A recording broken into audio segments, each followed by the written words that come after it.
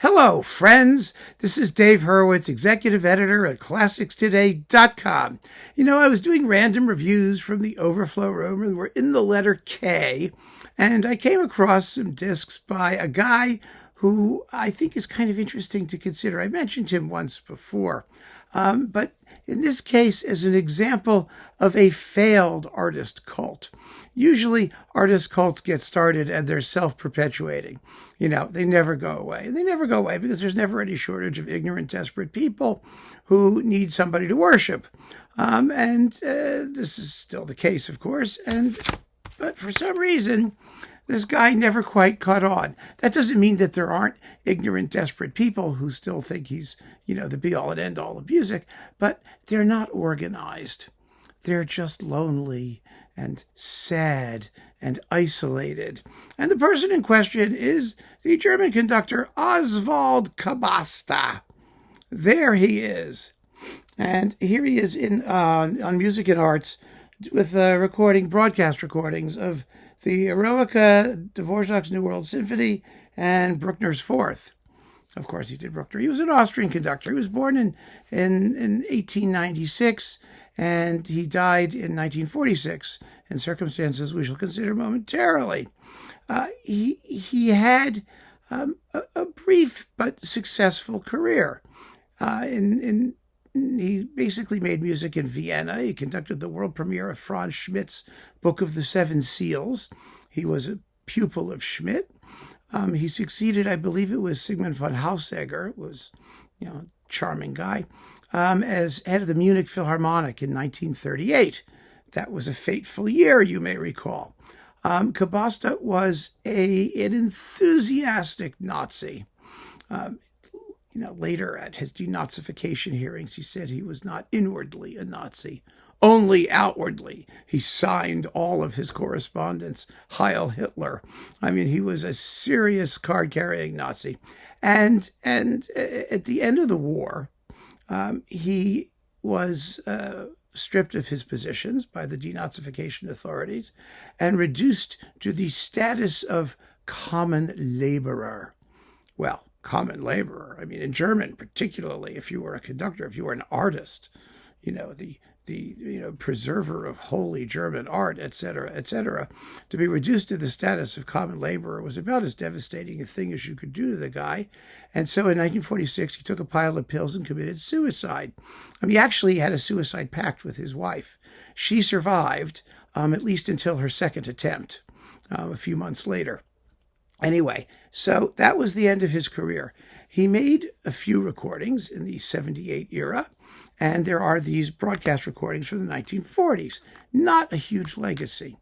But the reason Kabasta came to fame and really got, had his 15 minutes of limelight stuff is because his recording of the New World Symphony was mistaken for Furtwängler's. Well, not that Furtwängler did the New World Symphony, but they thought he did, and that Kabasta's was it. And so for a very brief period, tapes circulated of this thing, and the Furtwängler people were very excited, and everybody was very excited. But then the truth came out soon enough. People realized it was not Furtwängler. It probably wasn't sloppy enough, and for that reason, that something could be mistaken for Furtwängler, Kabasta's recordings gained a certain cachet as sort of an almost Furtwängler. And about, I guess it was 25, 30 years ago, somewhere in there, 20 years ago, it was this New World Symphony, by the way, the one that's on here, but that wasn't re-released by Music and Arts until, 2000? Anyway, for a brief period, he was, people were just agog with Oswald Kabasta. And I remember seeing in chat rooms and all that, have you heard the Kabasta Bruckner Fourth? Or have you heard the Kabasta Eroica? Which is quite good, by the way. The New World Symphony sucks, and, it's just sort of sloppy and fast. And the Bruckner Fourth, which actually uses the correct edition. It uses one of the critical editions mostly, not for the whole thing, but mostly. And it's fast and exciting, and that's what he was known for being sort of fast and kind of exciting, somewhat like Furtwängler. So anyway, people were talking about his stuff. Oh, you have to hear his Bruckner, you have to hear his Dvorak, you have to hear his Beethoven, etc., etc., etc. He also did Respighi's Brazilian impressions, but I don't remember anybody screaming about that. I wonder why not. Anyway, so there was a brief, flicker of interest in his work, but it didn't quite catch on.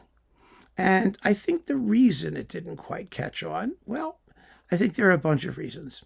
First, there is the inevitable issue that all of these people are playing the same music, except for perhaps Respighi's Brazilian impressions. They're all doing the same stuff, and in faded, dismal, mono, in this case, fairly decent broadcast sound from Germany in the 40s, but or before. And there's only so much of that stuff people can tolerate. There are collectors of historical recordings. That's a different breed. They just collect them because they're historical. They don't care who the artists are.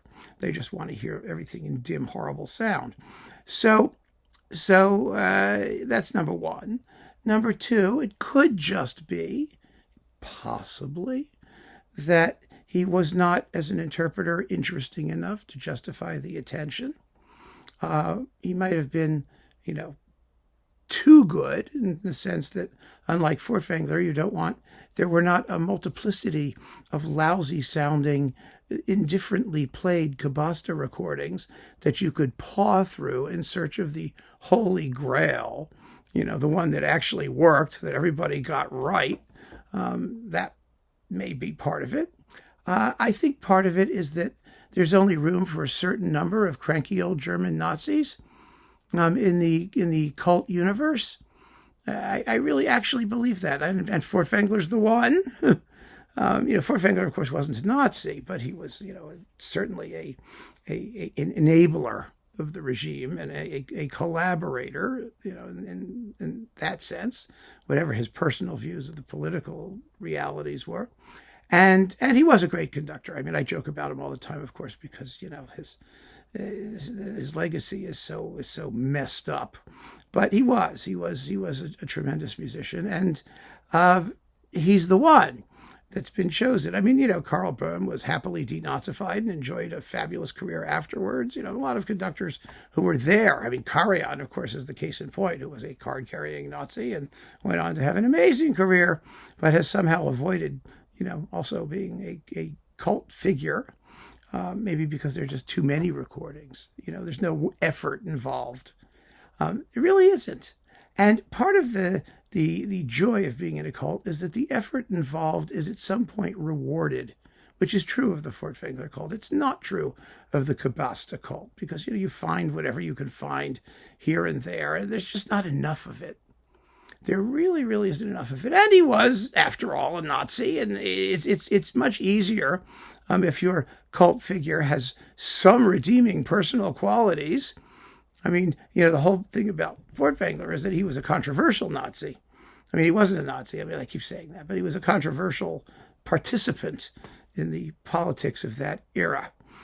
So you could make the case, that he was somehow, as he believed he was, being the conscientious objector to what was going on, while at the same time, sucking up all the plum jobs for himself and, furthering his career within the context of that regime. So there's that buzz of controversy. You can get behind Furtwängler and feel good about it, because he was unjustly maligned. Well, I didn't see anybody saying that Kabasta was unjustly maligned, and he wasn't. He was treated exactly as he deserved to be treated. The only perhaps enticing aspect of being a Kabasta supporter, a Kabastian, if you want to call yourself that, was the fact that he killed himself, which was sad. It was terribly sad. And I mean, the whole situation was a tragedy for a lot of these artists who were politically incredibly stupid or incredibly evil, whichever it was. And so, he was a case in point of that. But there were plenty of very good German conductors who were, happily denazified and went on to have excellent careers to make wonderful recordings. So it could be that there just wasn't enough there, enough to latch onto to create a genuine conductor cult around Oswald Kabasta. I don't think there was. I mean, I don't really think that there was much there at all. He was a decent, competent conductor. He was admired by Adrian Bolt, for what that's worth. Anyway, so it was interesting coming across him again. I hadn't thought about him in a while, and I played through this stuff. And like I said, the Eroica is pretty good. The Dvorak New World is nothing special. The Bruckner 4 is okay. It's also nothing special. The sound is, of course, dreadful, which is a plus if you're one of these cult type people. The less information the recordings convey, the more you can fantasize about how great they really ought to have been had you been there. You can imaginatively add whatever you want to add, as long as it's not actually transmitted by the engineering in question. That's certainly true of some famous recordings I could mention. Anyway, so there you have it. A cult that almost was, but that ultimately wasn't. And a very interesting case, a little tiny niche, a blip in the cultural history of conducting in Germany during and immediately after the Second World War. So keep on listening, friends. Thanks for joining me. Take care.